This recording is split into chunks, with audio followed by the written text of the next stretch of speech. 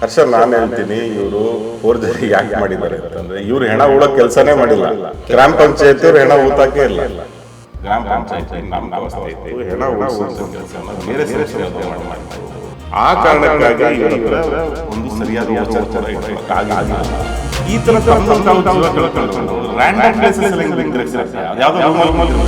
ಅದು ಯಾರು ಗಮನಿಸೇ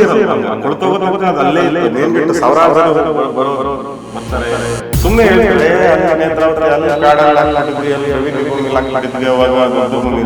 ಇಷ್ಟು ಸುಲಭ ಮನುಷ್ಯ ಜೀವ ಇಷ್ಟು ಸುಲಭ. ಹೆಂಗ್ ಬೇಕಾದ್ರೆ ನಾಯಿ ಆತ್ಮೀಯ ಕನ್ನಡ ಪ್ಲಾನೆಟ್ ವೀಕ್ಷಕರಿಗೆ ಸ್ವಾಗತ. ನಾನು ಹರ್ಷಕುಮಾರ್ ಕುಗ್ವೆ. ನಮ್ಮ ಜೊತೆಗಿದ್ದಾರೆ Dinesh Kumar Dinu sir. Dharmasthala case, forgery ಪ್ರಕರಣಗಳು ಏನಿದು? ಇವತ್ತು SIT ತನಿಖೆ ತುಂಬ ತೀವ್ರವಾಗಿ, ಗಂಭೀರವಾಗಿ ಮತ್ತು ಹಲವಾರು ಆಯಾಮಗಳಲ್ಲಿ ನಡೀತಾ ಇರತಕ್ಕಂಥ ಸಂದರ್ಭದಲ್ಲಿ ಈ ಫೋರ್ಜರಿ ಪ್ರಕರಣ ಭಾಳ ಮುಖ್ಯವಾದದ್ದು. ಏನು ಫೋರ್ಜರಿ, ಅದರ ಆಳ ಅಗಲ ಏನು, ಮತ್ತು ಈ ತನಿಖೆಯಲ್ಲಿ ಒಟ್ಟಾರೆ ಧರ್ಮಸ್ಥಳದಲ್ಲಿ ಕೇಳಿ ಬರ್ತಾ ಇರತಕ್ಕಂತಹ ಆರೋಪಗಳಲ್ಲಿ, ಕೊಲೆ, ಅತ್ಯಾಚಾರ ಪ್ರಕರಣಗಳಲ್ಲಿ ಇದು ಯಾವ ರೀತಿ ಪರಿಣಾಮ ಬೀರ್ಬೋದು ಅನ್ನೋ ಸಂಬಂಧಪಟ್ಟಂಗೆ ಸರ್, ಈ ಒಂದು ಮಾತುಕತೆಗೆ ನಿಮಗೆ ಸ್ವಾಗತ. ಬಹಳ ಮುಖ್ಯವಾಗಿ ನೀವು ಇತ್ತೀಚೆಗೆ ಲಭ್ಯವಾದಂಥ RTI ಅಡಿಯಲ್ಲಿ ಲಭ್ಯವಾದಂತಹ ಮುಖ್ಯವಾಗಿ ಧರ್ಮಸ್ಥಳದ ಗ್ರಾಮ ಪಂಚಾಯಿತಿ ನೀಡಿದಂತಹ ದಾಖಲೆಗಳನ್ನು ತುಂಬ ಆಳವಾಗಿ ಅಧ್ಯಯನ ಮಾಡಿದ್ರಿ. ನೀವು ಅದನ್ನು ಮಾತಾಡ್ತಾ ಡಿಟಾಕ್ಸ್ನಲ್ಲಿ ಬೇರೆ ಬೇರೆ ಸಂದರ್ಭಗಳಲ್ಲಿ ಮಾತಾಡ್ತಾ ಈ ದಾಖಲೆಗಳನ್ನು ನೋಡಿದಾಗ ಇಲ್ಲಿ ಫೋರ್ಜರಿ ಆಗಿರೋ ಥರ ಅನ್ನಿಸ್ತಾ ಇದೆ ಅಂತ ಹೇಳಿದ್ರಿ. ಸರ್, ಯಾವ ಆಧಾರದ ಮೇಲೆ ಮತ್ತು ನಿಮಗೆ ಆ ರೀತಿಯ ಒಂದು ಅನುಮಾನ ಕಾಡ್ತಾ ಇದೆ, ಅಥವಾ ಆ ವಿಷಯದಲ್ಲಿ ಅದನ್ನು ತನಿಖೆ ಆಗಬೇಕು ಅಂತ ನೀವು ಯಾಕೆ ಹೇಳ್ತಾ ಇದ್ದೀರಿ? ನೋಡಿ, ಮೊಟ್ಟ ಮೊದಲದಾಗಿ ಗ್ರಾಮ ಪಂಚಾಯತಿ ಉಪಾಧ್ಯಕ್ಷರು ಮತ್ತು ಅಧ್ಯಕ್ಷರು ಕೂತ್ಕೊಂಡು ಒಂದು ಪತ್ರಿಕಾಗೋಷ್ಠಿ ಮಾಡಿದ್ರು. ಅದು ಆರಂಭದ ದಿನಗಳು, ಇನ್ನೂ ಕೂಡ ಬಹುಶಃ SITಗೂ ಹೋಗಿರಲಿಲ್ಲ ಅನಿಸುತ್ತೆ. ಆ ಟೈಮಲ್ಲಿ ಅವರೊಂದು ಪತ್ರಿಕಾಗೋಷ್ಠಿ ಮಾಡಿ ನಮ್ಮ ಹತ್ರ, ನಾವು ಹೆಣ್ಣುಗಳನ್ನು ಲೀಗಲಾಗಿ ಬರೆಯಲು ಮಾಡ್ತಾ ಇದ್ವಿ, ನಮ್ಮ ಹತ್ರ ಎಲ್ಲ ದಾಖಲೆಗಳು ಇದೆ, ಅದಕ್ಕೆ ಸಂಬಂಧಪಟ್ಟಂಥ ಎಲ್ಲ ದಾಖಲೆಗಳನ್ನು ನಾವು ಇಟ್ಕೊಂಡಿದ್ದೀವಿ, ಯಾರಾದರೂ ಮಾಹಿತಿ ಹಕ್ಕು ಕಾಯ್ದೆ ಅಡಿಯಲ್ಲಿ ಕೇಳಿಕೊಂಡ್ರೆ ನಾವು ಕೊಡ್ತೀವಿ ಅಂತ ಅವ್ರು ಹೇಳಿದರು. ಅದಾದ ನಂತರ ಜಯಂತ್ ಟಿ ಅವರು, ಅಲ್ಲಿನ ಸಾಮಾಜಿಕ ಹೋರಾಟಗಾರರು, ಅವರು ಅಪ್ಲೈ ಮಾಡಿ ತೊಗೊತಾರೆ. ಅಪ್ಲೈ ಮಾಡಿ ತೊಗೊಂಡಂಥ ದಾಖಲೆಯನ್ನು ಅವರು ಬಿಡುಗಡೆನೂ ಮಾಡೋದು. ಪತ್ರಿಕಾ ಮಿತ್ರನೆಲ್ಲ ಕರೆದುಬಿಟ್ಟು, ನೋಡಿ ಈ ದಾಖಲೆಗಳಿದ್ದಾವೆ ಅಂಥೇಳಿ ಅವ್ರು ಪರ್ಟಿಕ್ಯುಲರ್ ಆಗಿ ಒಂದು ಕೇಸ್ ಬಗ್ಗೆ ಮಾತಾಡಿದ್ರು. ಅವರು 1-2 ಕೇಸ್ ಬಗ್ಗೆ ಮಾತಾಡಿದ್ರು. ಅದ್ರಲ್ಲಿ ಒಂದು ಕೇಸು ಒಂದೇ ದಿವಸ 2 ಹೆಣ ಬೀಳ್ತವೆ ಧರ್ಮಸ್ಥಳದಲ್ಲಿ. ಒಂದು ಏನಾಗುತ್ತೆ, ಒಬ್ಬ ತೀವ್ರವಾಗಿ ಅಸ್ವಸ್ಥನಾಗಿರ್ತಾನೆ, ಅವನನ್ನು ತಗೊಂಡೋಗಿ ಬೆಳ್ತಂಗಡಿ ಆಸ್ಪತ್ರೆಗೆ ಸೇರಿಸ್ತಾರೆ. ಬೆಳ್ತಂಗಡಿ ಆಸ್ಪತ್ರೆಯಲ್ಲಿ ಆತನ ಸತ್ತೋಗ್ತಾನೆ. ಅದೇ ದಿವಸ ಒಂದು ಲಾಡ್ಜ್, ಶರಾವತಿ ಲಾಡ್ಜ್ನಲ್ಲಿ ಒಬ್ಬ ಮಹಿಳೆ ಸತ್ತೋಗಿದ್ದಾಳೆ.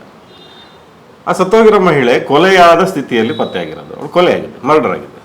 302 ಅಂತ ನಾವು ಕರಿತೀವಿ IPCನಲ್ಲಿ. ಅದೇ ದಿವಸ 2 ಬಾಡಿಗಳನ್ನು ಡಿಸ್ಪೋಸ್ ಮಾಡ್ತಾರೆ, ಅಂದರೆ ಅದನ್ನು ದಫನ್ ಮಾಡಾಕ್ತಾರೆ. ಈ ಪ್ರಕರಣವನ್ನು ಅವ್ರು ಹೇಳಿದ್ರು. ಹೇಗೆ ಸಾಧ್ಯ ಇದು 302 ಆಗಿದ್ದಂಥದ್ದು? ಅಟ್ಲೀಸ್ಟು ಅದು ಏನು ತನಿಖೆ ಮಾಡಿದ್ರು, ಕೊಲೆ ಯಾಕೆ ಹೆಂಗಾಯಿತು, ಏನಾಯಿತು, ಅದ್ರ ಬಗ್ಗೆ ಏನು ತನಿಖೆ ಆಯಿತು? ಮತ್ತು ಅವಳ ಐಡೆಂಟಿಟಿನ, ಅಪರಿಚಿತ ಮಹಿಳೆ, ಅವಳ ಐಡೆಂಟಿಟಿ ಪತ್ತೆ ಹಚ್ಚೋಕ್ಕೂ ಪ್ರಯತ್ನ ಪಟ್ಟಿಲ್ವ? ಪೊಲೀಸ್ನವ್ರು ಮರ್ಡರ್ ಕೇಸ್ ಇನ್ವೆಸ್ಟಿಗೇಷನ್ ಮಾಡೋದು ಬಿಡಲಿ, ಹೋಗಲಿ, ಕೊಲೆಗಾರನ ಪತ್ತೆ ಹಚ್ಚೋದು ಹೋಗಲಿ, ಸತ್ತೋದವ್ರನ್ನ ಪತ್ತೆ ಹಚ್ಚೋಕ್ಕೂ ಆಗಲಿಲ್ವಾ? ಈ ಪ್ರಶ್ನೆ ಎಲ್ಲ ಉದ್ಭವ ಆಗುತ್ತೆ. ಭಾಳ ಸೀರಿಯಸ್ ವಿಷಯ ಅದನ್ನು ಹೇಳಿದ್ರು ಅವರು. ಅದಾದ ನಂತರ ನಾನು ಆ ದಾಖಲೆಗಳನ್ನು ನನಗೆ ಸಿಕ್ತು, ನಾನು ನೋಡ್ತಾ ಹೋದೆ. ನನಗೆ ಭಾಳ ಅನ್ಯೂಶಲ್ ಆಗಿ ಸ್ವಲ್ಪ ಎಲ್ಲ ಕಾಣಿಸೋಕ್ಕೆ ಶುರುವಾಯಿತು.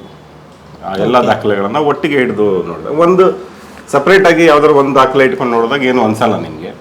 ಆದರೆ ಇಡೀ ಕಡತ ಇದೆಯಲ್ಲ, 450 ಪೇಜ್ ಕಡತನ ಓದ್ಕೊಂತ ಬಂದರೆ, ಅದನ್ನಷ್ಟು ಸಮಗ್ರವಾಗಿ ವಿಶ್ಲೇಷಣೆ ಮಾಡೋಕ್ಕೆ ಹೋದಾಗ ನಿಮ್ಗೆ ಅದರದ ಚಿತ್ರಣ ಅರ್ಥ ಆಗೋಕ್ಕೆ ಶುರುವಾಗುತ್ತೆ. ಸೊ ಅಲ್ಲಿ ಮೊಟ್ಟ ಮೊದಲನೇದಾಗಿ ಏನಾಗಿದೆ, ಫೋರ್ಜರಿ ಆಗಿದೆ ಅನ್ನೋದು 100%. ನೀವು ಎಲ್ಲೇ ನಿಂತ್ಕೊಂಡು ಕೇಳಿದ್ರು ನಾನು ಚಾಲೆಂಜ್ ಮಾಡಿ ಹೇಳ್ತೀನಿ, ಫೋರ್ಜರಿ ಆಗಿರೋದು ನಿಜ. First of all sir, forgery ಅಂದರೆ ಏನು? ಫೋರ್ಜರಿ ಅಂತಂದ್ರೆ ನೀವು ಯಾವುದೋ ವ್ಯಕ್ತಿಯ ಸಹಿಯನ್ನು ನಕಲು ಮಾಡೋದು ಅಥವಾ ದಾಖಲೆಯನ್ನು ತಿದ್ದೋದು, ಅದನ್ನು ಮ್ಯಾನಿಪುಲೇಟ್ ಮಾಡಿದ್ರೆ ಅದು ಫೋರ್ಜರಿ ಅಂತ ಕರಿತೀವಿ. ನಾನಿನ್ನು ಸ್ಪಷ್ಟವಾಗಿ ಹೇಳ್ತಾ ಇರೋದು, ಇಲ್ಲಿ ಹೆಣ ಹೂತವರು ಇದ್ದಾರಲ್ಲ, ಕಾರ್ಮಿಕರಿದ್ದಾರಲ್ಲ, ಅವರ ಸಹಿಗಳನ್ನು ಫೋರ್ಜರಿ ಮಾಡಲಾಗಿದೆ. ಅದು ಯಾವ ರೀತಿ ಮಾಡಿದ್ದಾರೆ ಅಂತಂದ್ರೆ, ಥ್ರೂ ಥ್ರೂ ಔಟ್ ಡಾಕ್ಯುಮೆಂಟ್ಸ್ ಎಲ್ಲದರಲ್ಲೂ ಕೂಡ ಫೋರ್ಜರಿ ಆಗಿದೆ ಅಂತ ನಾನು ಅದನ್ನ ಸಾಬೀತು ಮಾಡಿ ತೋರಿಸಬಲ್ಲೆ. ನೀವು ಈಗಾಗಲೇ ನನ್ನ ವಿಡಿಯೋದಲ್ಲಿ ನಾನು ಕೆಲವೊಂದು ಮಾಹಿತಿಗಳನ್ನು ಕೊಟ್ಟಿದ್ದೀನಿ. ತನಿಖೆ ಅಂತೂ SIT ಅವ್ರು ಮಾಡ್ತಿದ್ದಾರೆ. ಅವ್ರು ಖಂಡಿತ ಇದನ್ನೆಲ್ಲ ಗಮನ ಹರಿಸ್ತಾರೆ ಅನ್ನೋದು ನನಗೆ ಸ್ಪಷ್ಟವಾಗಿ ಗೊತ್ತಾಗುತ್ತೆ. ಸರ್, ಒಂದೆರಡು ತುಂಬ ಗ್ಲೇರಿಂಗ್ ಎಕ್ಸಾಂಪಲ್ಸ್ ನೀವು ಈ ಫೋರ್ಜರಿ ಆಗಿದೆ ಅಂತ ನೀವು ಹೇಳ್ತಾ ಇದ್ದೀರಲ್ಲ, ಇದಕ್ಕೆ ಬಹಳ ಇದು ಕಾಣಿಸುವಂಥ ಒಂದೆರಡು ಉದಾಹರಣೆಗಳನ್ನು ನೀಡಿ. ಈಗ ಅಲ್ಲಿ ಗ್ರಾಮ ಪಂಚಾಯತಿಗೆ ಕೊಟ್ಟಿರುವಂಥ ದಾಖಲೆಗಳಲ್ಲಿ 3 ಪ್ರಕಾರದ ಮೇಜರ್ ಆಗಿ 3 ಪ್ರಕಾರದ ದಾಖಲೆ ಇದೆ.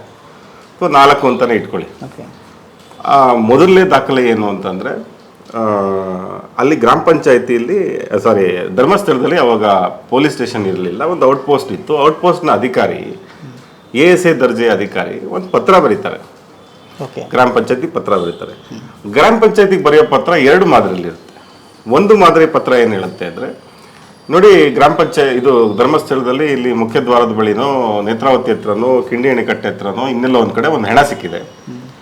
ಆ ಹೆಣನ ನಾವು ತಗೊಂಡೋಗಿ ಪೋಸ್ಟ್ ಮಾರ್ಟಮ್ ಮಾಡಿದ್ವಿ. ಎಲ್ಲಿ ಬೆಳ್ತಂಗಡಿಗೆ ತಗೊಂಡೋಗಿ ಪೋಸ್ಟ್ ಮಾರ್ಟಮ್ ಮಾಡಿದ್ವಿ. ಎಲ್ಲ ಕಾನೂನು ಪ್ರಕ್ರಿಯೆಯನ್ನು ಮುಗಿಸಿದ ನಂತರ ನಾವು ಇದನ್ನ ಬೆಳ್ತಂಗಡಿ ನಗರ ಪಂಚಾಯತ್ ವತಿಯಿಂದ ದಫನ ಮಾಡಿದ್ದೀವಿ. ಅಂದ್ರೆ ಪೊಲೀಸರು ನಗರ ಪಂಚಾಯತಿ ಕೊಟ್ಟು ದಫನ್ ಮಾಡಿಸಿದೀವಿ ನಾವು. ಇದನ್ನ ನಿಮ್ಮ ಮಾಹಿತಿಗಾಗಿ ಕಳಿಸಿದ್ದೀವಿ ಅಂತ ಗ್ರಾಮ ಪಂಚಾಯತಿಗೆ ಬರೆಯೋದು. ಇದು ಒಂದು ಪ್ಯಾಟರ್ನ್ ಲೆಟರ್. ಇನ್ನೊಂದು ಪ್ಯಾಟರ್ನ್ ಲೆಟರ್ ಏನಂದ್ರೆ, 2 ಸಮ ಪ್ರಮಾಣದಲ್ಲಿದೆ. ಅಂದ್ರೆ ಅದು ಹೆಚ್ಚು ಇದು ಕಮ್ಮಿ ಅಂತಿಲ್ಲ, ಅದು ಇದೆ ಇದು ಇದೆ. ಇನ್ನೊಂದು ಪತ್ರ ಏನು ಅಂದ್ರೆ, ಧರ್ಮಸ್ಥಳದಲ್ಲಿ ಯಾವುದೋ ಒಂದು ಕಡೆ ಜಾಗದಲ್ಲಿ ಹೆಣ ಸಿಕ್ಕಿದೆ, ಅದ್ರ ಮರಣೋತ್ತರ ಪರೀಕ್ಷೆ ಮಾಡಿದೀವಿ ಅಂತ ಕೆಲವು ಕಡೆ ಬರೀತಾರೆ, ಕೆಲವು ಕಡೆ ಅದನ್ನು ಬರೆಯಲ್ಲ. ಆ ಹೆಣನ ನೀವು ದಫನ ಮಾಡಲು ಕೋರಲಾಗಿದೆ ಅಂತ ಗ್ರಾಮ ಪಂಚಾಯತಿಯವರಿಗೆ ಕೇಳ್ತಾರೆ, ನೀವು ದಫನ್ ಮಾಡಿ ಅಂತ. ಈ 2 ಪ್ಯಾಟರ್ನ್ ಲೆಟರ್ಸ್ ಬರುತ್ತೆ. ನನಗೆ ಅದರಲ್ಲೇನು ಸಸ್ಪಿಷಿಯಸ್ ಆಗಿ ಕಾಣಲಿಲ್ಲ. ಯಾಕೆಂದರೆ ಅಲ್ಲಿ ಔಟ್ ಪೋಸ್ಟಿಂದ ಬೇರೆ ಬೇರೆ ಅಧಿಕಾರಿಗಳು ಚೇಂಜ್ ಆಗ್ತಿರ್ತಾರೆ, ಹ್ಯಾಂಡ್ ರೈಟಿಂಗ್ ಚೇಂಜ್ ಆಗ್ತಿರ್ತಾರೆ, ಬರೀತಾರೆ ಅವರು, ಅದು ಜಿನೇನಾಗಿ ಕಾಣಿಸುತ್ತೆ. ಅದಾದ ನಂತರ ಎರಡನೇದು ದಾಖಲೆ ಅವ್ರು ಕೊಟ್ಟಿರೋದೇನು ಅಂದರೆ, ಲಡ್ಜರ್ಸ್ ಕೊಟ್ಟಿದ್ದಾರೆ. ಲಡ್ಜರ್ ಅಂದರೆ ಆ 20 ವರ್ಷದ ಅವಧಿಯಲ್ಲಿ, ಅಂದರೆ ಸುಮಾರು 94-95ರಿಂದ 2015ರವರೆಗೂ ದಾಖಲೆಗಳಿದ್ದಾವೆ. ಆ ದಾಖಲೆಗಳಲ್ಲಿ ಏನಂದರೆ, ಅವ್ರು ಏನು ಖರ್ಚು ವೆಚ್ಚ ಮಾಡಿರ್ತಾರಲ್ಲ, ಗ್ರಾಮ ಪಂಚಾಯತಿ ರೊಟೀನಾಗಿ ಖರ್ಚುಗಳು ಮಾಡಿರ್ತಾರೆ. ಎಲ್ಲೋ ಜೆರಾಕ್ಸ್ ತರಿಸಿರ್ತಾರೆ, ಅದಕ್ಕೊಂದು ಯಾವುದೋ ಒಂದು ಮೀಟಿಂಗ್ ಇರುತ್ತೆ, ತಿಂಡಿ ಕಾಫಿ ಖರ್ಚು, ಅದಕ್ಕೆ ಇಷ್ಟು ಖರ್ಚಾಗಿದೆ, ಈ ಥರದ ಖರ್ಚುಗಳ ಒಂದು ಲೆಕ್ಕಾಚಾರ ಇರುತ್ತೆ. ಅದು ವಾರಕ್ಕೊಂದ್ಸಲನೋ ತಿಂಗಳಿಗೊಂದ್ಸಲನೋ ಒಂದು ಶೀಟಲ್ಲಿ ಆಗುತ್ತೆ. ಅದು ಒಂದೊಂದ್ಸಲ ಜಾಸ್ತಿ ಖರ್ಚಾಗಿರಲ್ಲ, ಹಾಗೆಲ್ಲ.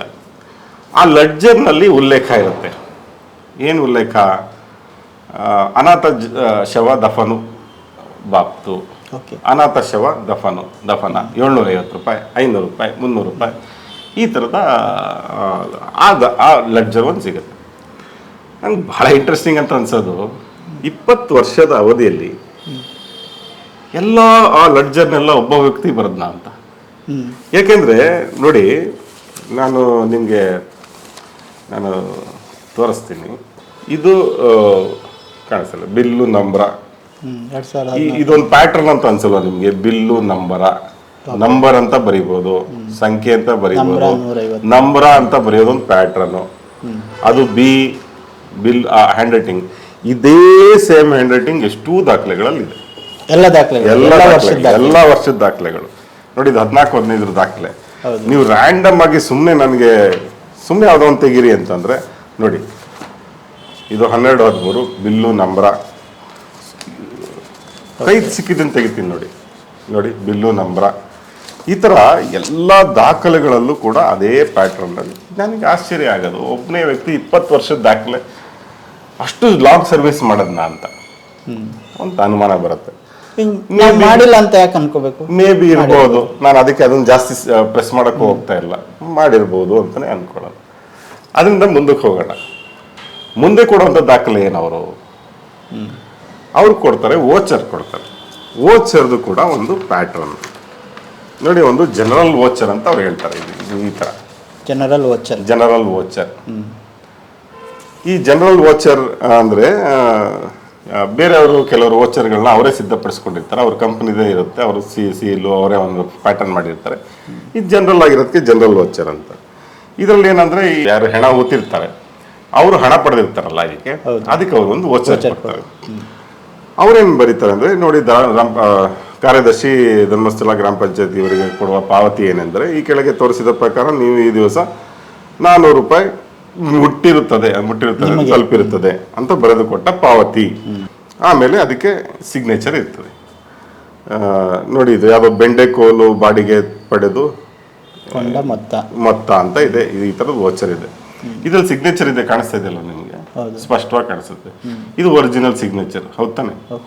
ಇರ್ಬೋದು, ಅದು ಬೇರೆ, ಬಟ್ ಒರಿಜಿನಲ್ ಥರನೇ ಕಾಣುತ್ತೆ. ಇದ್ರ ಬಗ್ಗೆ ಯಾರು ಸಸ್ಪಿಷಿಯಸ್ ಆಗಿ ಏನು ಕಾಣಲ್ಲ. ನನಗೆ ಆಶ್ಚರ್ಯ ಆಗೋದೇನೆಂದರೆ, ಬೇರೆ ವೋಚರ್ಗಳಿದೆಯಲ್ಲ, ಯಾವುದು ಫೋಟೋ ಸ್ಟುಡಿಯೋದ ವೋಚರ್ ಇದೆ, ಆಮೇಲೆ ಆಂಬ್ಯುಲೆನ್ಸ್ ವೋಚರ್ಗಳು, ಅವೆಲ್ಲ ಒರಿಜಿನಲ್ ಆಗಿ ಕಾಣಿಸ್ತವೆ.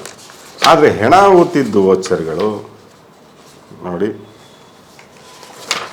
ಹೆಣ ಊತಿದ್ದ ವೋಚರ್ಗಳೆಲ್ಲ ಅನುಮಾನ ಕಾಣುತ್ತೆ. ನೋಡಿ, ಈಗ ಈ ಸ್ವೀಕೃತಿ ರಸೀದಿ ಅಂತ ಧರ್ಮಸ್ಥಳ ಅಶೋಕ್ ನಗರ ಮುದರ ಸಣ್ಣ ಕುಂಡ, ಹೌದಾ? 2,000 ರೂಪಾಯಿ ತಗೊಂಡಿದ್ದಾರೆ. ಅನಾಥ ಶವ ದಫನ ಮಾಡಿದ ಬಾಪ್ತು. ನೋಡಿ, ಈ ಮುದರ ಮತ್ತು ಈ ಮುದರ ಎಕ್ಸಾಕ್ಟ್ಲಿ ಸೇಮ್. ಅಂದ್ರೆ ಈ ವೋಚರ್ ಬರ್ದವನೇ ಇದನ್ನ ಸೈನ್ ಮಾಡಿದಾನೆ ಅಂತ ಅರ್ಥ. ಖಂಡಿತ, ಹೌದಲ್ವಾ? ಸರಿ, ಅವನೇ ಸೈನ್ ಮಾಡಿದಾನೆ ಅಂತಾನೆ ಅನ್ಕೋಬಿಡೋಣ. ಮುದರನೇ ಎಲ್ಲ ತುಂಬಿಸ್ಬಿಟ್ಟು ಅವನೇ ಸೈನ್ ಮಾಡಿದಾನೆ ಅನ್ಕೋಬಿಡೋಣ. ಮುಂದೆ ನೀವು ಹೋಗ್ತಾ ಹೋಗ್ತಾ ಹೋಗ್ತಾ ಎಲ್ಲ ವೋಚರ್ಗಳಲ್ಲೂ ಅದೇನೆ. ನೋಡಿ, ಬಾಬು ಸನ್ ಆಫ್ ಗುರುವ, ನೇತ್ರಾವತಿ ಅಣೆಕಟ್ಟೆಯಲ್ಲಿ ಸೇಮ್ ಇಲ್ಲಿದೆ. ಆಮೇಲೆ ಒಂದು ಪ್ಯಾಟರ್ನ್ ಇದೆ ಇದರಲ್ಲಿ, ಭಾಳ ಗಮನಿಸಬೇಕಾಗಿದ್ದು. ಅಂದರೆ ಈ ಹ್ಯಾಂಡ್ ರೈಟಿಂಗ್ ಎಕ್ಸ್ಪರ್ಟ್ಗಳು ಇದನ್ನು ಭಾಳ ಸ್ಪಷ್ಟವಾಗಿ ಹೇಳ್ತಾರೆ. ನಾನು ಹ್ಯಾಂಡ್ ರೈಟಿಂಗ್ ಎಕ್ಸ್ಪರ್ಟ್ ಅಲ್ಲ, ಆದರೆ ಸ್ವಲ್ಪ ಕಾಮನ್ ಸೆನ್ಸ್ ಇರೋ ಇದು. ಈ ಧರ್ಮಸ್ಥಳ ಅನ್ನೋದನ್ನ ಆ ವ್ಯಕ್ತಿ ಹೆಂಗ್ ಬರೀತಾನೆ ಅಂತ ಅನಲೈಸ್ ಮಾಡ್ತಾ ಹೋದೆ ನಾನು. ಇಡೀ ಡಾಕ್ಯುಮೆಂಟ್ ಅಲ್ಲಿ ಥರೋವಾಗಿ ನೋಡ್ತಾ ಬಂದೆ. ಆ ವೋಚರ್ ಬರೆಯೋ ವ್ಯಕ್ತಿ ಧರ್ಮಸ್ಥಳನ ಹೆಂಗ್ ಬರೀತಾನೆ ಅಂತ. ಧರ್ಮಸ್ಥಳ ಬರೀಬೇಕಾದ್ರೆ ಅವನೇನ್ ಮಾಡ್ತಾನೆ, ದಾಗೆ ಹೊಕ್ಕ ಸಿಳುತ್ತಲ್ಲ, ಅದು ಒಂದು ಲೈನ್ ಅಷ್ಟೇ ಅಲ್ವಾ, ಅವನು ಅದನ್ನ ಒಂದು 0 ತರ ಬರೀತಾನೆ. ಅಂದ್ರೆ ಬರೆಯೋ ವೇಗದಲ್ಲಿ ಓವಲ್ ಶೇಪ್ ಬಂದ್ಬಿಡುತ್ತೆ. ಒಂದೊಂದ್ಸಲ ಲೈನ್ ಬರುತ್ತೆ, ಆದ್ರೆ ಮ್ಯಾಕ್ಸಿಮಮ್ ಟೈಮ್ಸ್ ಏನ್ ಬರುತ್ತೆ ಅದು ಓವಲ್ ಟೈಪ್ ಬರುತ್ತೆ. ಆಮೇಲೆ ಧರ್ಮ ಮಾ, ಇದು ಅರ್ಧ ಮಕಿಳಿ ಮಾ ಅಲ್ಲ, ಅದು ಮಾ ಅಷ್ಟೇ.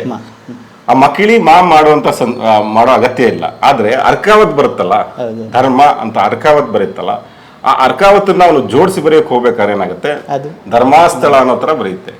ಇಡೀ ಡಾಕ್ಯುಮೆಂಟ್ ಅಲ್ಲಿ ನಿಮಗೆ ಆ ತರ ಕಾಣಿಸುತ್ತೆ, ಧರ್ಮಸ್ಥಳ. ಅಂದ್ರೆ ಇದು ಮಾತ್ರ ಅಲ್ಲ, ಬಾಪ್ತು, ದಫನ ಬರೆಯೋದೊಂದು ಸ್ಟೈಲ್ ಇದೆ, ಒಂದು ಬಾಪ್ತು ಅಂತ ಬರೆಯೋದೊಂದು ಇದೆ. ಅದೇ ಪದಗಳನ್ನ ಮತ್ತೆ ರಿಪೀಟ್ ಆಗಿ ಬರೆದಿರೋದ್ರಿಂದ ನಮಗೆ ಅರ್ಥ ಆಗ್ತಾ ಇದೆ, ಗೊತ್ತಾಗುತ್ತೆ, ಈಸಿಯಾಗಿ ಗೊತ್ತಾಗುತ್ತೆ. ಈ ತರ ಫೋರ್ಜರಿನ ಮಾಡಿದ್ದಾರೆ. ಸೊ ಇಲ್ಲಿ ಎಲ್ಲ ದಾಖಲೆಗಳನ್ನು ಕೂಡ ಒಬ್ಬ ವ್ಯಕ್ತಿ ಕೂತು, ಅಂದ್ರೆ ಲೈಕ್ ಒಂದು ಟೈಮಲ್ಲಿ ಕೂತು ಎಲ್ಲವನ್ನು ಬರಿತಾ ಮೇ ಬಿ ಇರ್ಬೋದು. ಆದ್ರೆ ಇದನ್ನ ತನಿಖೆಯಿಂದ ಗೊತ್ತಾಗಬೇಕು, ತನಿಖೆಯಿಂದಾನೇ ಗೊತ್ತಾಗಬೇಕು. ಆದ್ರೆ ಇದೆಲ್ಲ ಯಾರು ಕೂಡ ಯಾರು ಹೆಣ ಊತವ್ರು ಯಾರಿದ್ದಾರೆ ಅವ್ರು ಸಹಿ ಮಾಡಿಲ್ಲ ಅಂತ ನಾನು ಹೇಳ್ತೀನಿ. ಓಕೆ ಸರ್, ಈಗ ನನ್ನ ಪ್ರಶ್ನೆ, ಮಾಡಿದ್ರು ಯಾವುದೋ 1-2 ಮಾಡಿರ್ಬೋದು, 2-3 ಮಾಡಿರ್ಬೋದು, ಮಿಕ್ಕಿದೆಲ್ಲವೂ ಕೂಡ ಅವನೇ ತುಂಬಿಸ್ಕೊಂಡಿದ್ದಾನೆ. ಸರ್, ಈಗ ಪ್ರಶ್ನೆ ಇರೋದು, ಓಕೆ ಫೋರ್ಜರಿ ಮಾಡಿದ್ದಾರೆ ಅಂತ ಅನ್ಕೊಂಡು ನಾವು ಇದರ ಆಧಾರದಲ್ಲಿ ನೋಡೋದಾದ್ರೆ ಇವರಿಗೆ ಇದನ್ನ ಫೋರ್ಜರಿ ಮಾಡುವ ಅಗತ್ಯ ಏನ್ ಬಂತು ಅಂತ. ಹರ್ಷ, ನಾನು ಹೇಳ್ತೀನಿ, ಇವರು ಫೋರ್ಜರಿ ಯಾಕೆ ಮಾಡಿದ್ದಾರೆ ಅಂತಂದ್ರೆ, ಇವ್ರು ಹೆಣ ಹೂಳೋ ಕೆಲಸನೇ ಮಾಡಿಲ್ಲ. ಗ್ರಾಮ ಪಂಚಾಯತ್ ಅವ್ರು ಹೆಣ ಹೂತಾಕೆ ಇಲ್ಲ. ನಾನು ಹೇಳ್ತಾ ಇರೋದು ಅದನ್ನೇ. ಯಾಕೆ ಫೋರ್ಜರಿ ಮಾಡಿದ್ದಾರೆ ಅಂತಂದ್ರೆ, ಇವ್ರು ಅದು ಕೆಲಸ ಮಾಡಿದ್ರೆ ಒರಿಜಿನಲ್ ಆಗಿ ಅವರು ಸೈನ್ ಮಾಡಿಸ್ಕೊತಾ ಇದ್ರು. ಇವ್ರು ಏನ್ ಮಾಡಿದ್ದಾರೆ, ಆಮೇಲೆ ಇದು ಕ್ರಿಯೇಟ್ ಮಾಡಿರೋದು ಲೀಗಲ್ ಆಗಿ. ಅಂದ್ರೆ ಅಲ್ಲಿಂದ ಒಂದು ಪತ್ರ ಬರ್ತಾ ಇತ್ತು, ನಾವು ಒಂದು ವೋಚರ್ ಹಾಕ್ತಾ ಇದ್ವಿ ಅಂತ ಹೇಳಿ.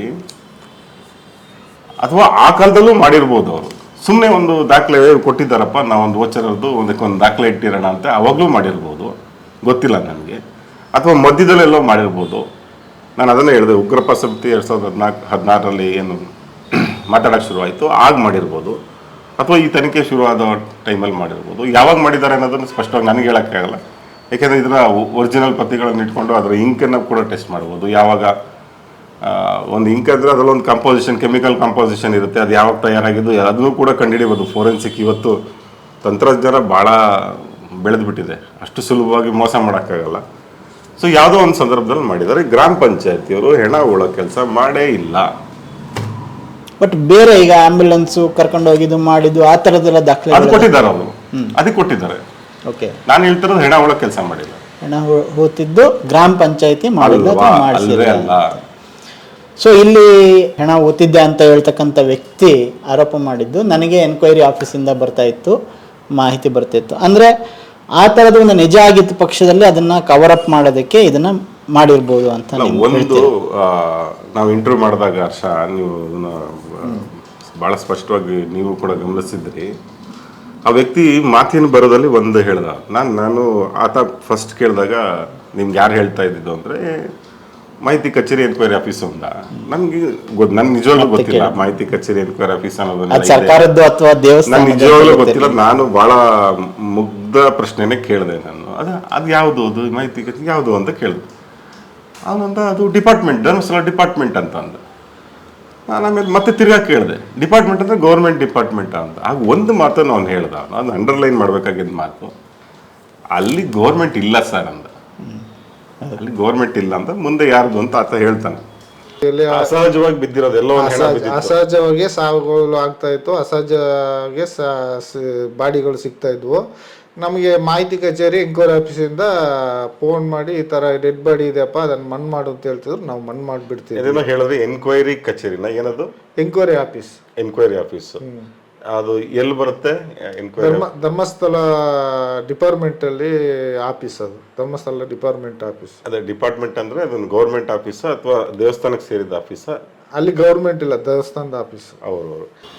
ಸೊ ಇಲ್ಲಿ ಗ್ರಾಮ ಪಂಚಾಯತಿ ಇರೋದು ನಾಮಕಾವಸ್ಥೆ, ಅದಕ್ಕೆ ಯಾವುದೋ ಪವರ್ಸ್ ಇರಲಿಲ್ಲ. ಇವಾಗಿನ ಕತೆ ನಂಗೆ ಗೊತ್ತಿಲ್ಲ, ಆಗಿನ ಕತೆ ನಾನು ಹೇಳ್ತಾ ಇದ್ದೀನಿ. ಅದು ಸುಮ್ಮನೆ ಈ ಕೆಲಸಗಳನ್ನು ಮಾಡ್ತಾ ಇತ್ತು. ಹೆಣ ಬಿದ್ದರೆ ಅದನ್ನ ಹೂತಾಕ್ಸ್ತಾ ಇದ್ದದ್ದು ಬೇರೆಯವರು ಆ ಕೆಲಸ ಮಾಡ್ತಾಯಿದ್ರು. ಅಲ್ಲಿ ಎಕ್ಸ್ಟ್ರಾ ಕಾನ್ಸ್ಟಿಟ್ಯೂಷನಲ್ ಆಗಿ ಅಲ್ಲಿ ಕೆಲಸಗಳು ನಡೆದುಬಿಟ್ಟಿದೆ, ಅಷ್ಟಂತೂ ಸ್ಪಷ್ಟ ಆಯಿತು. ಸರ್, ಈಗ ಸ್ವಲ್ಪ ದಿನದ ಹಿಂದೆ ಈ ವ್ಯಕ್ತಿ ಇದೆಲ್ಲ ಚರ್ಚೆ ತುಂಬ ಆಗೋ ಸಂದರ್ಭದಲ್ಲಿ ಒಬ್ಬ ಮಾಜಿ ಗ್ರಾಮ ಪಂಚಾಯತಿ ಅಧ್ಯಕ್ಷ ಕೇಶವ್ ಗೌಡ ಅವನೇನು ಹೇಳ್ದ, ಇಲ್ಲ ಅವನು ಇದೇ ಕೆಲಸ ಮಾಡ್ತಾ ಇದ್ದ, ಇವನು ಚಿನ್ನ ನಮಗೆಲ್ಲ ಗೊತ್ತು, ಅವನು ಹೆಣಗಳನ್ನ ಉಳ್ತಾ ಇದ್ದ, ಬಂಗಾರ ಕರಿತಾ ಇದ್ದ ಅಂತೆಲ್ಲ ಹೇಳುವಾಗ ಅವ್ರು ಅದನ್ನು ಒಪ್ಕೊಂಡಿದ್ದಾರಲ್ಲ. ಈಗ ಈ ವ್ಯಕ್ತಿ ಮಾಡ್ತಾ ಇದ್ದ ಅಂಥೇಳಿ ಒಪ್ಕೊಂಡಿದ್ದಾರೆ ಅಂತ ಹೇಳಿದ್ಮೇಲೆ ಈ ಡಾಕ್ಯುಮೆಂಟ್ಗಳಲ್ಲಿ ಇವನ ದಾಖಲೆ ಯಾಕಿಲ್ಲ? ಅವ್ನ ದಾಖಲೆ ಯಾಕಿಲ್ಲ ಅನ್ನೋದಕ್ಕೆ ಅವರು ಸಮಜಾಯಿಷಿ ಕೊಟ್ಟರು. ನಿನ್ನೆ ಯಾವುದೋ ಒಂದು ಟಿ ವಿ ಡಿಬೇಟಲ್ಲಿ ಹೇಳ್ತಾ ಇದ್ರು. ಏನಂದರೆ ಅವನು ನಮ್ಮ ಎಂಪ್ಲಾಯ್ ಆಗಿರಲಿಲ್ಲ, ಅವನು ಹೆಲ್ಪ್ ಮಾಡಿರ್ಬೋದು. ನಾವು ನಮ್ಮ ಎಂಪ್ಲಾಯ್ಗೆ ಕೊಡ್ತಾ ಇದ್ವಿ. ನನಗೆ ಅದೇ ಉತ್ತರ ಬೇಕಾಗಿತ್ತು ನನಗೆ. ಅವ್ರ ಎಂಪ್ಲಾಯ್ಗಳಿಗೆ ದುಡ್ಡು ಕೊಡ್ತಾ ಇದ್ರು. ಹೆಣ ಓದ್ತಾಗ್ತಿದ್ದವ್ರು ಬೇರೆ ಇದ್ರು. ಆ ಎಂಪ್ಲಾಯ್ಗಳಲ್ಲಿ ಕೆಲವರು ಬಂದು ಇಲ್ಲಿ ಹೆಲ್ಪ್ ಮಾಡ್ತಾ ಇರ್ಬೋದೇ ಹೊರತು ಆ ಎಂಪ್ಲಾಯ್ಗಳು ಮಾಡ್ತಾ ಇರಲಿಲ್ಲ, ಇವ್ರು ಮಾಡ್ತಾ ಇದ್ದಿದ್ದು ಕೆಲಸ ಮಾಡ್ತಾ ಇದ್ರು. ಯಾಕೆಂದ್ರೆ ರಾಜು ಅನ್ನೋಂಥ ವ್ಯಕ್ತಿ ಕೂಡ ಅದನ್ನ ಹೇಳ್ತಾನೆ. ಅವನ ಹೆಸರು ಇಲ್ಲ ಇದ್ರಲ್ಲಿ. ಅವನು ಫಸ್ಟ್ ಒಂದೇ ಒಂದು ಇಂಟರ್ವ್ಯೂ ಸುವರ್ಣ ಟಿವಿನಲ್ಲಿ ಹೇಳ್ತಾನೆ, ಆಮೇಲೆ ಅವನೇ ಉಲ್ಟಾ ಹೊಡೆದ್ಬಿಟ್ಟೆ. ಇಲ್ಲ ಒಂದೇ ದಿವಸ ಏನಾಯ್ತು, ಬೆಳಗ್ಗೆಯಿಂದ ಆತನ ಮಾತಾಡಿಸ್ತಾ ಇದ್ರು. ಸುವರ್ಣದು ಸ್ವಲ್ಪ ಸಾಯಂಕಾಲದ ಮೇಲೆ ಮಾತಾಡ್ಸಿದ್ದಾರೆ. ಸಂಜೆ ಮೇಲೆ ಮಾತಾಡಿಸಿದಾಗ ಸ್ವಲ್ಪ ಸತ್ಯ ಹೇಳೋದು ಜಾಸ್ತಿ. ಆ ಟೈಮಲ್ಲಿ ಅವರೆಲ್ಲ ಹೇಳ್ದ 100-150 ನಾವು ಸೇರ್ಕೊಂಡು ಮಾಡಿದ್ವಿ ಅಂತ ಅಂದ. ಮೇ ಬಿ ಅವನ ಕ್ಲೈಮು ಕೂಡ ಎಕ್ಸಾಗ್ರೇಟೆಡ್ ಇರ್ಬೋದು, ಗೊತ್ತಿಲ್ಲ ನಮಗೆ. ಆದರೆ ಅವನು ಕೆಲವು ವಿಷಯಗಳು ಹೇಳ್ದ, ಭಾಳ ಸ್ಪಷ್ಟವಾಗಿ ಹೇಳ್ದ. ನಮಗೆ ಹೆಣ ಉಳೋದಕ್ಕೆ ಮಾಹಿತಿ ಸೂಚನೆ ಬರ್ತಾ ಇದ್ದು ಮಾಹಿತಿ ಕೇಂದ್ರದಿಂದ ಅಂತ. ಅವ್ನು ಗ್ರಾಮ ಪಂಚಾಯತಿ ಹೆಸರೇನು ಹೇಳಲಿಲ್ಲ. ಬಟ್ ನೆಕ್ಸ್ಟ್ ಅವನನ್ನು ಬೇರೆಯವ್ರು ಮಾತಾಡಿದಾಗ, TV9 ಬೇರೆಯವ್ರು ಮಾತಾಡಿಸಿದಾಗ ಅವನು ಈ ವಿಷಯಗಳನ್ನು ಗೌಣ ಮಾಡಿದ. ಹಿಂದಿನ ದಿವಸ ಹೇಳಲಿಲ್ಲ ಅಂತ. ಹೌದು, ಅದು ಮಾಡ್ತಾರೆ ಅವರು, ಅದು ಏನು ಮಾಡೋಕ್ಕಾಗಲ್ಲ. ನೋಡಿ, ರಾಜು ಆಗಲಿ, ತನಾಸಿ ಆಗಲಿ, ತನಾಸಿ ಅಂದರೆ ಚಿನ್ನಯ್ಯನ ಅಣ್ಣ, ಚಿನ್ನಯ್ಯ ಆಗಲಿ, ಇವ್ರು ಯಾರು ಕೂಡ ಗ್ರಾಮ ಪಂಚಾಯತಿ ಎಂಪ್ಲಾಯೀಸ್ ಅಲ್ವೇ ಅಲ್ಲ. ಮತ್ತೆ ಯಾಕೆ ಇವ್ರು ಮಾಡ್ತಾ ಇದ್ರು? ಇವರೆಲ್ಲ ಬರಿಯಲ್ಸ್ ಯಾಕೆ ಮಾಡ್ತಾ ಇದ್ರು? ತನಾಸಿ ಕೂಡ ಹೇಳಿದಾನಲ್ಲ, ಈಗ ನಾವು ಬರಿಯಲ್ಸ್ ಮಾಡ್ತಾ ಇದ್ವಿ ಅಂತ ಹೇಳಿದಾನೆ. ಏನಾದ್ರೂ ಲೀಗಲ್ ಬರಿಯಲ್ಸ್ ಮಾಡ್ತಾ ಇದ್ವಿ ಅಂತ ಅವನು ಹೇಳ್ತಾನೆ. ಲೀಗಲ್ ಬರಿಯಲ್ಸ್ ಮಾಡ್ತಿದ್ರೆ ತನಾಸಿ ಹೆಸರು ಜಾಸ್ತಿ ಕಾಣಿಸ್ಬೇಕಿತ್ತು. ಇಲ್ಲಿ ಕಾಣಿಸೋದು ಒಬ್ಬ Babu son of Guruva, Kanja son of Joira, ಅವರಿಬ್ಬರ ಹೆಸರುಗಳೇ ಜಾಸ್ತಿ ಕಾಣಿಸ್ತಿದೆ. ಬೇರೆಯವ್ರದ್ದು ತುಂಬಾ ಜನದಿದೆ, ಮಲ್ಟಿಪಲ್ ನೇಮ್ಸ್ ಇದೆ. ಆದ್ರೆ ಮೇಜರ್ ಆಗಿ ಕಾಣಿಸೋದು ಈ ಬಾಬು ಮತ್ತೆ ಗುರುವ, ಈ ಫ್ಯಾಮಿಲಿಗೆ ಸಂಬಂಧಪಟ್ಟಿದ್ದೇ ಜಾಸ್ತಿ ಕಾಣಿಸ್ತದೆ. ಅಲ್ಲಿ ಮಾಡಿದ್ರು ಅಂತ ಇವತ್ತು ಪ್ರಧಾನ ಭೂಮಿಕೆಗೆ ಬಂದಿರೋ ಹೆಸರುಗಳು ಯಾಕೆ ಕಾಣಿಸ್ತಾ ಸರ್ ಹಿಂಗೆ ಹೇಳ್ಬೋದಾ? ಈಗ ಯಾರು ಬಾಬು ಇಲ್ಲಿ ಯಾರು ಮೆನ್ಷನ್ ಮಾಡಿದ್ದಾರೆ ಹೆಸರು, ಇವರುಗಳು ಇಲ್ಲಿರೋ ಎಲ್ಲ ಇದನ್ನ ಇವರೇ ಮಾಡಿದ್ದಾರೆ, ಆ ಹೆಣಗಳನ್ನು ಇವರೇ ಹಾಕಿದ್ದಾರೆ, ಹಂಗಾಗಿ ಅವ್ರದ್ದು ಮಾತ್ರ ಇದೆ ಅಲ್ಲ? ಅದು ಇವಾಗ ಆಯ್ತು, ಅವರೇ ಹಾಕಿದ್ದಾರೆ ಅಂತ ಅನ್ಕೊಳ್ಳೋಣ. ಈಗ ಬಾಬು ಗುರುವಾನೇ ಮಾಡಿದ್ದಾನೆ, ಬಾಬು ಸನ್ ಆಫ್ ಗುರುವಾನೇ ಮಾಡಿದ್ದಾನೆ ಅಂತ. ಬಾಬು ಸನ್ ಆಫ್ ಗುರುವಾನೇ ಮಾಡಿದ್ರೆ ಬಾಬು ಸಿಗ್ನೇಚರ್ ಯಾಕೆ ತಗೊಳ್ಳಿ? ಸಿಗ್ನೇಚರ್ ಇಲ್ಲ, ಅವನ ಹೆಸರು ಬರೆದ್ಬಿಟ್ಟು ಆ ಸಂದರ್ಭದಲ್ಲಿ ತಗೊಂಡಿಲ್ದೇ ಇರ್ಬೋದು. ಯಾಕೆ ತಗೊಳ್ಳಿಲ್ಲ? ಆ ಸಂದರ್ಭದಲ್ಲಿ ಯಾಕೆ ತಗೊಳ್ಳಿಲ್ಲ? ಫೋರ್ಜರಿ ಅಲ್ಲ ಇದು, ಅಪರಾಧ ಅಲ್ವಾ? ಗೌರ್ಮೆಂಟ್ ಆಫೀಸ್ ಅಲ್ವಾ? ಒಂದು ಸರ್ಕಾರದ ವ್ಯವಸ್ಥೆಯಲ್ಲಿ ನೀವು ವೋಚರ್ ಸುಳ್ಳು ವೋಚರ್ ಮಾಡೋದು ಅಪರಾಧ ಅಲ್ವಾ? ಸರಿ ಸರ್, ಫೋರ್ಜರಿ ಮಾಡಿದ್ದಾರೆ ಅಂತ ತಿಳ್ಕೊಳ್ಳೋಣ. ಹಂಗಂತ ಅವೆಲ್ಲವೂ ಕೂಡ ಇಲ್ಲಿಗಲ್ ಅಂತ ಹೇಳಕ್ಕಾಗತ್ತಾ? ನಾನು ಇಲ್ಲಿಗಲ್ ಅಂತ ಹೇಳ್ತಾನೆ ಇಲ್ಲ. ಇದು ಏನ್ ಮಾಡಿದ್ದಾರೆ, ಇವ್ರಿಗೆ ಒಂದು ಇನ್ಕ್ವೆಸ್ಟ್ ಬರುತ್ತಲ್ಲ, ಇವ್ರಿಗೆ ಒಂದು ಲೆಟರ್ ಬರುತ್ತಲ್ಲ, ಅದಕ್ಕೆ ತಕ್ಕನಾಗಿ ಇವರು ದಾಖಲೆಗಳನ್ನು ಇಟ್ಟಿಲ್ಲ ಅನ್ನೋದು ರಿಪೇರ್ ಮಾಡ್ಕೊಂಡು ಇಟ್ಕೊಂಡಿದ್ದಾರೆ. ಅದಕ್ಕೆ ತಕ್ಕನಾಗಿ ಇದನ್ನ ಮಾಡ್ಕೊಂಡು ವೋಚರ್ಗಳನ್ನ ಸಿದ್ಧಪಡಿಸಿ ಇಟ್ಕೊಂಡಿದ್ದಾರೆ. ಗ್ರಾಮ ಪಂಚಾಯತಿಯವರು ಅಲ್ಲಿ ಆ ಕೆಲಸಗಳನ್ನು ಮಾಡಿರೋದೇ ನನಗೆ ಅನುಮಾನ. ಟೋಟಲ್ ಆಗಿ ನೀವೇನು ಹೇಳ್ತಾ ಇದ್ದೀರಾ, ಈ ಒಂದು ಧರ್ಮಸ್ಥಳದ ಭಾಗದಲ್ಲಿ ಕಂಡು ಬಂದಂತಹ ಕಳೆಬರಗಳ ಅಥವಾ ಅಲ್ಲಿನ ಹೆಣಗಳನ್ನು ಗ್ರಾಮ ಪಂಚಾಯತಿಯವರು ಒಂದನ್ನು ಕೂಡ ಅವರು ಮಾಡಿರ್ಬೋದು, ಒಂದೂ ಮಾಡಿಲ್ಲ ಅಂತ ನಾನು ಹೇಳಲ್ಲ. ಯಾಕಂದ್ರೆ 14-15ರಲ್ಲಿ ಫೋಟೋಸ್ ತೆಗೆದಿದ್ದಾರೆ. ಅಂದ್ರೆ ಆಫ್ಟರ್ ಸೌಜನ್ಯ ಸ್ವಲ್ಪ ಬದಲಾವಣೆ ಆಗಿದೆ, ಅಲ್ಲಿ ಮಾಡಿರ್ಬೋದು ಅವರು. ನಾನು ಸ್ಪಷ್ಟವಾಗಿ ಹೇಳಕ್ ಬಯಸೋದು ಏನು ಅಂತಂದ್ರೆ, ಇಲ್ಲಿ ಇವರು ಗ್ರಾಮ ಪಂಚಾಯತಿಯ ನೌಕರರ ಹೆಸರುಗಳಲ್ಲಿ ಇವರು ವೋಚರ್ಗಳನ್ನು ಮಾಡಿದ್ದಾರೆ. ಅದರಲ್ಲಿ ಕೆಲವರು ಬರಿಯಲ್ಸ್ ಮಾಡಿರ್ಬೋದು, ಅವರು ಕೂಡ ಕೆಲವರು ಬರಿಯಲ್ಸ್ ಮಾಡಿರಬಹುದು, ನಾನು ಇಲ್ಲ ಅಂತಲೂ ಹೇಳಲ್ಲ. ಈಗ ಕಾಂಜಾ ಅನ್ನೋಂಥ ವ್ಯಕ್ತಿ, ಅವನೇನು ಮುಳುಗು ತಜ್ಞ ಅಂತೆಲ್ಲ ಹೇಳ್ತಾರೆ. ನಮ್ಮ ಗ್ರಾಮ ಪಂಚಾಯತಿ ಉಪಾಧ್ಯಕ್ಷರು ಅವರೆಲ್ಲ ಹೆಣ ಎಲ್ಲ ಎತ್ಕೊಂಡ್ ಬರ್ತಾ ಇದ್ರು, ಅದೆಲ್ಲ ಮೇ ಬಿ ಇರ್ಬೋದು, ನಾನು ಇಲ್ಲ ಅಂತಲೂ ಹೇಳಲ್ಲ. ಆದರೆ ಗ್ರಾಮ ಪಂಚಾಯತಿ ಇಲ್ಲಿ ನಾಮಕಾವಸ್ಥೆ ಇತ್ತು, ಗ್ರಾಮ ಪಂಚಾಯತಿ ನಾಮಕಾವಸ್ಥೆ ಇತ್ತು. ಹೆಣ ಉಳಿಸುವಂಥ ಕೆಲಸನ ಬೇರೆ ಸಂಸ್ಥೆ ಯಾವುದೋ ಮಾಡ್ತಾ ಇತ್ತು. ಆ ಕಾರಣಕ್ಕಾಗಿ ಇವ್ರ ಹತ್ರ ಒಂದು ಸರಿಯಾದ ವೋಚರ್ ಕೂಡ ಇಟ್ಕೊಳಕ್ ಆಗಿಲ್ಲ. ಇದನ್ನ ತನಿಖೆ ಮಾಡಿದ್ರೆ ಗೊತ್ತಾಗ್ಬಿಡ್ತದೆ. ಇದರಲ್ಲಿ ಏನು ತುಂಬ ಹಳೇದಲ್ಲ, 98 ಎಲ್ಲ ಬದುಕಿರ್ತಾರಲ್ಲ. ಈ ಗುರುವ ಆಗ್ಬೋದು, ಬಾಬು ಅವ್ರಾಗ್ಬೋದು, ಕಾಂಜ ಆಗ್ಬೋದು, ತಿಪ್ಪ ಆಗ್ಬೋದು, ಎಲ್ಲರೂ ಕೂಡ ಎಲ್ಲರನ್ನೂ ಕರೆದು ತನಿಖೆ ಮಾಡ್ಬೋದಲ್ಲ. ಮಾಡಿದಂಥ ಸಂದರ್ಭದಲ್ಲಿ ಗೊತ್ತಾಗುತ್ತೆ ಅವ್ರಿಗೆ ಯಾರು ಡೈರೆಕ್ಷನ್ಸ್ ಕೊಡ್ತಾ ಇದ್ರು, ಯಾರು ಹೆಣ ಒಳಗೆ ಕೇಳ್ತಾ ಇದ್ರು, ಅದು ಲೀಗಲ್ ಬರಿಯಲ್ಸ ಇಲ್ಲೀಗಲ್ ಬರಿಯಲ್ಸ ಗೊತ್ತಾಗುತ್ತೆ. ಸರ್, ಇದರಲ್ಲಿ ಈಗ ಈ ಡಾಕ್ಯುಮೆಂಟ್ಗಳಲ್ಲಿ ನೀವು ತೋರಿಸ್ತಾ ಕೆಲವನ್ನ ಪಾಯಿಂಟ್ ಔಟ್ ಮಾಡಿ ಇದು ಮಾಡಿದಿರಿ. ಫಾರ್ ಎಕ್ಸಾಂಪಲ್ ಅಪ್ಪ ಮತ್ತು ಮಗಳು ಆ ವಯಸ್ಸಿನ ಒಂದು ಇದರ ಸಂಬಂಧಪಟ್ಟಂಗೆ.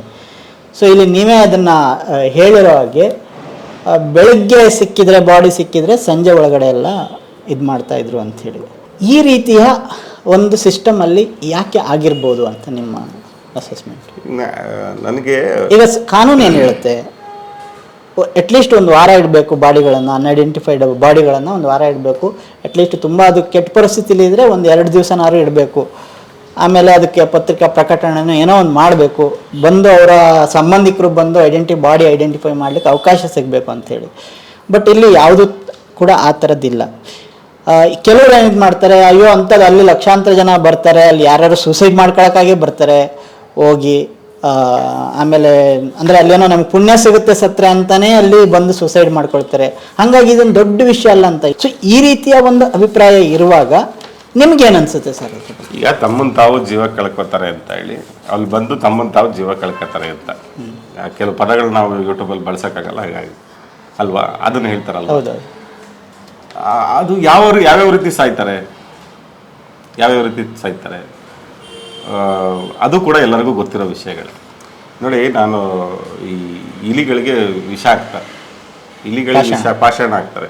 ಆ ಪಾಷಾಣದಲ್ಲಿ ಒಂದು ಗುಣ ಇಟ್ಟಿರ್ತಾರೆ ಅವರು, ಏನು ಅಂತಂದರೆ ಅದು ತಿಂದಿದ ತಕ್ಷಣ ಅದಕ್ಕೆ ಬಾಯಾರಿಕೆ ಆಗಿಬಿಡುತ್ತೆ. ಬಾಯಾರಿಕೆ ಆಗಿ ಅದು ಮನೆಯಿಂದ ಆಚೆ ಹೋಗಿ ಸತ್ತೋಗ್ಬಿಡ್ತದೆ. ಮನೇಲಿ ಸಾಯಬಾರ್ದು ಅನ್ನೋ ಕಾರಣಕ್ಕಾಗಿ ಅದನ್ನು ಮಾಡ್ತಾರೆ. ಹಾಗೆ ಹೋಗ್ಬಿಟ್ಟು ಅದು ಸತ್ತೋಗುತ್ತೆ. ಈ ಥರ ತಮ್ಮನ್ನು ತಾವು ಜೀವ ಕಳ್ಕೊಂಡವರು ರ್ಯಾಂಡಮ್ ಪ್ಲೇಸಸ್ಸಲ್ಲಿ ಹೆಂಗೆ ಬಿದ್ದಿರಕ್ಕೆ ಸಾಧ್ಯ? ಅದು ಯಾವುದೋ ರೂಮಲ್ಲಿ ಬಿದ್ದಿರಬೇಕು ಅಲ್ವಾ? ಯಾವುದೋ ಒಂದು ಮರಕ್ಕೆ ನೇತಾಕೊಂಡಿರ್ಬೇಕು, ಇಲ್ಲ ರೂಮಲ್ಲೇನೋ ನೇತಾಕೊಂಡಿರ್ಬೇಕು, ಇಲ್ಲ ಹೊಳೆಯಲ್ಲಿ ಬಿದ್ದು ಸಾಯ್ಬೇಕು. ಹೊಳೆಯಲ್ಲಿ ಬಿದ್ದು ಸತ್ತವ್ರು ಬಿಟ್ಬಿಡ್ತೀವಿ ನಾವು. ಕಾಲು ಜಾರ್ ಬಿದ್ದರು, ಅವ್ರಾಗಿ ಬೇಕಂತ ಬಿದ್ದರು, ಏನೋ ಬಿಟ್ಬಿಡೋಣ. ನಾನು ಹೇಳೋದು ನೋಡಿ, ಎಲ್ಲೆಲ್ಲಿ ಪ್ಲೇಸಸ್ ಸಿಗುತ್ತೆ. ನೇತ್ರಾವತಿ ಮಣ್ಣ ಸಂಕ ಅಲ್ಲಿ ಬಂದು ಹಿಂಗೆ ಏನು ಮಾಡ್ಕೊಂಡು ಹೋದರು? ಗೊಮ್ಮಟೇಶ್ವರ ಬೆಟ್ಟದ ಮಟ್ಟಿಲ ಬದಿಯಲ್ಲಿ, ನೇತ್ರಾವತಿ ನದಿಯ ಸೇತುವೆಯ ಬದಿಯಲ್ಲಿ, ನಾನು ನೀರಲ್ಲ ಹೇಳ್ತಿರೋದು, ನೀರಿನ ಬಿಟ್ಬಿಡಿ ನಾನು, ನೇತ್ರಾವತಿ ಬ್ರಿಡ್ಜ್ನ ಮೇಲ್ಭಾಗದಲ್ಲಿ, ಧರ್ಮಸ್ಥಳ ಗ್ರಾಮದ ಕಾಂಪ್ಲೆಕ್ಸ್ ಬಳಿಯಲ್ಲಿ, KSRTC ಹಳೆ ಬಸ್ ತಂಗು ನಿಲ್ದಾಣದಲ್ಲಿ, ನೇತ್ರಾವತಿ ಅಣೆಕಟ್ಟೆಯ ಮೇಲೆ, ಕಿಂಡಿ ಅಣೆಕಟ್ಟೆಯ ಮೇಲ್ಭಾಗ, ಕನ್ಯಾಡಿ, KSRTC ಬಸ್ ನಿಲ್ದಾಣದ ಬಳಿ, ಮುಖ್ಯ ದ್ವಾರದಲ್ಲಿ, ಮೇನ್ ಗೇಟ್, ಆಮೇಲೆ ಯಾತ್ರಾರ್ಥಿಗಳು ನಿಲ್ಲುವ ಹೊಳೆ ಬದಿ ಸ್ಥಳದಲ್ಲಿ, ಬುಳಿಯಾರು ಸೇತುವೆ ಬಳಿ, ಕನ್ಯಾಡಿ ಗೇರು ತೋಟ, ಆವಕ್ಕಿ ಎಂಬಂಥ ಪ್ಲೇಸು, ಬಾಹುಬಲಿ ಬೆಟ್ಟಕ್ಕೆ ಹೋಗುವ ಮಾರ್ಗದ ಬದಿಯಲ್ಲಿ, ಮಾಹಿತಿ ಕಚೇರಿಯ ಜಗಲಿಯಲ್ಲಿ, ಆಲಡ್ಕ ಬನ, ಶಾಂತಿವನ ಪ್ರಕೃತಿ ಚಿಕಿತ್ಸಾಲಯದ ಸಮೀಪ, ಬಳ್ಮ ಚಡಾವು, ಮಹೋತ್ಸವ ಕಟ್ಟಡದ ಬಳಿಯಲ್ಲಿ, ಮಾಹಿತಿ ಕಚೇರಿಯ ಶೌಚಾಲಯದಲ್ಲಿ, ಮಡಿವಾಳ ಚಡುವು, ಶ್ರೀಮಡಿ, ಈ ಥರ ರ್ಯಾಂಡಮ್ ಪ್ಲೇಸಸ್ಸಲ್ಲಿ ಹಿಂಗೆ ಹೋದವರು ತಮ್ಮನ್ನು ತಾವು ಜೀವ ಕಳ್ಕೊಳ್ಳೋಕೆ ಹಿಂಗೆ ಸಾಧ್ಯ? ಇದು ಒಂದು. ಆಮೇಲೆ ಕೆಲವರೆಲ್ಲ ಹೇಳ್ತಾರೆ, ಇಲ್ಲ ನಿವೃತ್ತ ಪೊಲೀಸ್ ಅಧಿಕಾರಿಗಳೆಲ್ಲ ಹೇಳ್ತಾರೆ, ರೀ ನಿಮ್ಗೇನ್ರಿ ಗೊತ್ತು, ಒಂದು ಡೆಡ್ ಬಾಡಿ ಹ್ಯಾಂಡಲ್ ಮಾಡಿ ನಿಮ್ಗೆ ಅಭ್ಯಾಸ ಇದೆಯೇನ್ರಿ, ಒಂದು ನೋಡಿ ಹ್ಯಾಂಡಲ್ ಮಾಡಿದ್ದೀರೇನ್ರಿ, ಅವು ಕೊಳತು ವಾಸನೆ ಬರ್ತಾ ಇರ್ತವೆ, ಅದನ್ನ ಹೆಂಗೆ ಸ್ವಾಮಿ? ನಾನು ಹೇಳೋದು, ಧರ್ಮಸ್ಥಳ ಮೇನ್ ಗೇಟ್ ಬಳಿ ಸಿಕ್ಕ ಬಾಡಿ ಕೊಳತೋದ ಸ್ಥಿತಿಯಲ್ಲಿ ಹೆಂಗೆ ಸಿಗಕ್ಕೆ ಸಾಧ್ಯ? ಅದನ್ನ ಯಾರು ಗಮನಿಸೇ ಇರಲ್ವ? ಹಂಗಾರೆ ಕೊಳತೋಗೋ ತನಕ ಅದು ಅಲ್ಲೇ ಇತ್ತು. ಮೇನ್ ಗೇಟ್ ಸಾವಿರಾರು ಜನ ಬರ್ತಾರೆ ಪ್ರತಿನಿತ್ಯ, ಸಾವಿರಾರು ಜನ ಯಾತ್ರಾರ್ಥಿಗಳು ಬರೋ ಜಾಗದಲ್ಲಿ ಒಂದು ಹೆಣ ಇದೆ, ಅದು ಕೊಳ್ತೋಗೋ ತನಕ ಬಿಟ್ಟಿರ್ತಾರ, ಹೆಂಗೆ ಸಾಧ್ಯ?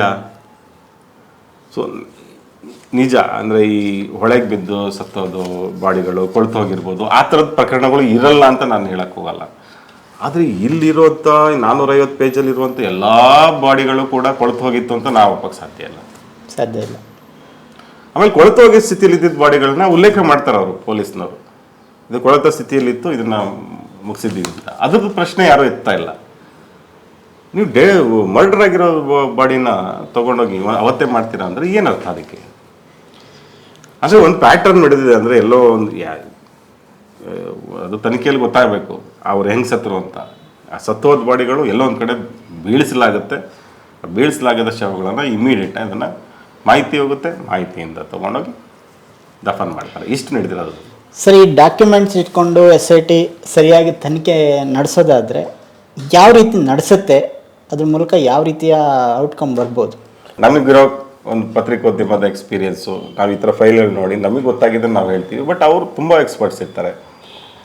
ಬೇಸಿಕಲಿ ಇಲ್ಲಿ ತನಿಖೆ ಮಾಡಬೇಕಾದವ್ರು ಭಾಳ ಜನ ಇದ್ದಾರೆ. ಅದು ಗ್ರಾಮ ಪಂಚಾಯತಿಯವರಾಗಿರ್ಬೋದು, ನಮ್ಮ ಈ ಬಿಲ್ಲು ನಂಬರ ಬರೆದವರು, ಅವ್ರನ್ನ ಕರೆದು ಮಾತಾಡಬೇಕಾಗತ್ತೆ. ಯಾಕಪ್ಪ ನೀನು 20 ವರ್ಷ ಏನಪ್ಪ ಸರ್ವಿಸು, ಅದ್ರದ್ದೆಲ್ಲ ದಾಖಲೆ ಕೊಡು, ಸಂಬಳ ಕೊಟ್ಟಿರೋ ದಾಖಲೆ ಕೊಡು ಎಲ್ಲ ಕೇಳಬೇಕಾಗತ್ತಲ್ಲ. ಅವ್ನು ಬಿಟ್ಟು ಬೇರೆ ಯಾರೂ ಬರೆದಿಲ್ಲ ಅನ್ನೋದಾದರೆ. ಆಮೇಲೆ ವೋಚರ್ ಬರೆದವ್ರು ನಡು ಹುಡುಕ್ಬೇಕಾಗತ್ತೆ, ಅವನ್ನ ಕೂರಿಸ್ಕೊಂಡು ಮಾತಾಡಬೇಕಾಗತ್ತೆ. ಅದಾದ ನಂತರ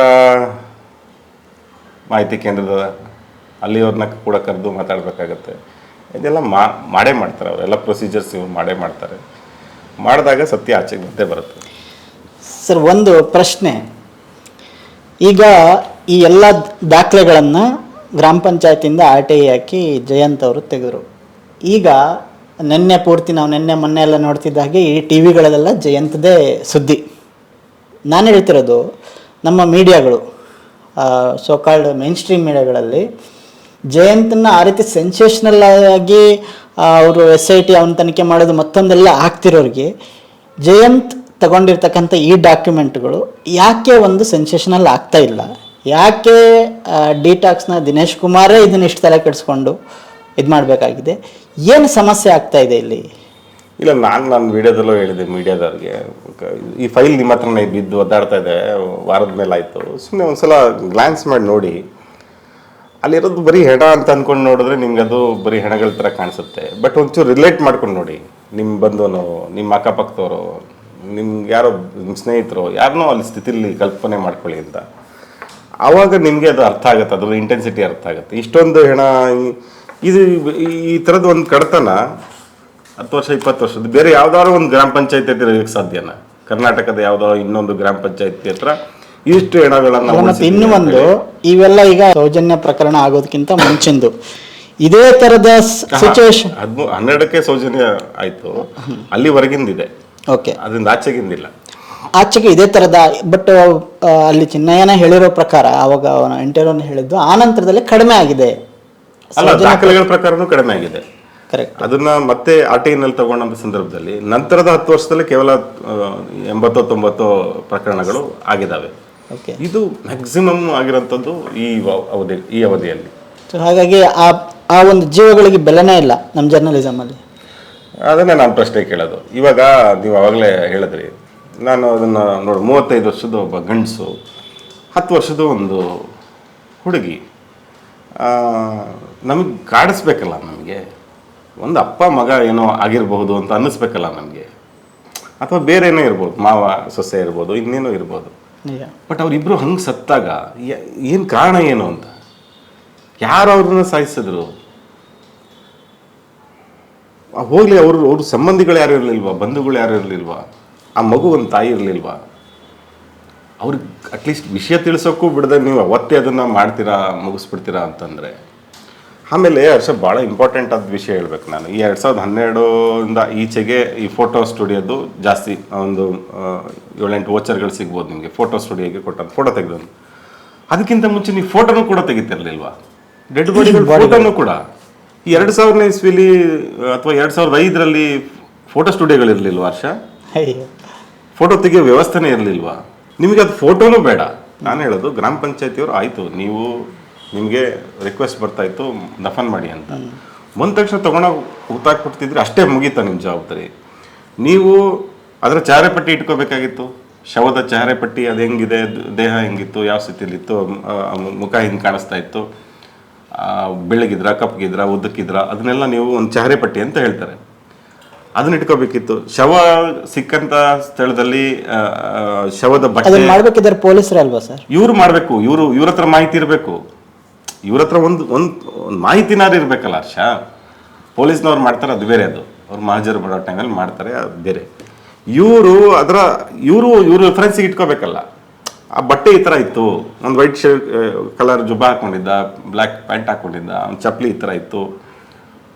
ನಾನು ಯಾಕೆ ಇದನ್ನು ಹೇಳ್ತಾ ಇದ್ದೀನಿ ಅಂದರೆ, ನಾಳೆ ಆ ಶವದ ವಾರಸುದಾರರು ಯಾರು ಬರ್ಬೋದಲ್ಲ, ಕೇಳ್ಬೋದು. ಆಮೇಲೆ ಎಲ್ಲಿ ಹೆಣನ ಹೂತಾಕಿದ್ದೀವಿ ಅನ್ನೋದು ಒಂದು ಜಾಗದ ಗುರುತು ಇವ್ರ ಹತ್ರ ಇರಬೇಕಿತ್ತಲ್ಲ. ಇವ್ರ ಹತ್ರ ಅದೂ ಇಲ್ಲ, ಏನೂ ಇಲ್ಲ. ಬರೀ ಒಂದು ವೋಚರ್ ಇಟ್ಕೊಂಡಿದ್ದೀವಿ ಅಂದರೆ ಹೆಂಗೆ ನಂಬ್ತೀರ ನೀವು ಇವರು ಮಾಡಿದ್ದಾರೆ ಅಂತೇಳಿ? ಇವ್ರು ಬರೀ ಅಲ್ಸ್ ಮಾಡಿದ್ದಾರೆ ಅಂತ ಹೆಂಗೆ ನಂಬ್ತೀರ? ನಿಮ್ಮ ಹತ್ರ ಏನೇನು ದಾಖಲೆ ಇಲ್ಲ.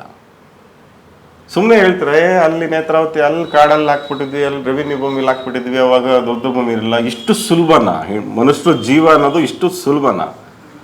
ಯಾವುದೋ ಒಂದು ಹೆಣ ಸಿಕ್ತು ಅಂದರೆ ಹೆಂಗೆ ಬೇಕಾದ್ರೆ ಮಾಡೋಣ. ಒಂದು ನಾಯಿ ಸತ್ತು ಬಿದ್ದಿದ್ರೆ ನಾವು ಕಾರ್ಪೊರೇಷನ್ ಅವ್ರು ಫೋನ್ ಮಾಡ್ತೀವಿ, ನಾವು ಇನ್ಯಾರಿಗೂ ಮಾಡೋಣ, ನಾವು ಎತ್ತಾಕಕ್ಕೆ ಹೋಗಲ್ಲ. ಅದನ್ನ ಎಲ್ಲದಕ್ಕೂ ಒಂದು ಕ್ರಮ ಅಂತ ಇರುತ್ತಲ್ವಾ? ಇವ್ರೇನು ಮಾಡಲೇ ಇಲ್ಲ. ಮಾಡಿಲ್ಲ ಅಂದರೆ ಇವ್ರು ಮಾಡೇ ಇಲ್ಲ ಅಷ್ಟೇ. ಇವ್ರು ಸಂಬಂಧನೇ ಪಟ್ಟಿಲ್ಲ ಅದು ವಿಷಯ. ಅದನ್ನು ಬೇರೆ ಯಾರೋ ಮಾಡ್ತಾ ಇದ್ರು. ಅದನ್ನೇ ನಾನು ಹೇಳ್ತಾ ಇದ್ದೀನಿ. ಸೊ ಇವಾಗ SIT ಇದನ್ನು ಬಹಳ ಗಂಭೀರವಾಗಿ ಪರಿಗಣಿಸಿ ಈ ಡಾಕ್ಯುಮೆಂಟ್ಗಳು ಏನಿದೆ ಇದರಲ್ಲಿ ಕಂಡು ಬಂದಿರತಕ್ಕಂಥ ಇದೊಂದು ದೊಡ್ಡ ಹಗರಣ ಅಂತಲೇ ಹೇಳಬೇಕಾಗುತ್ತೆ.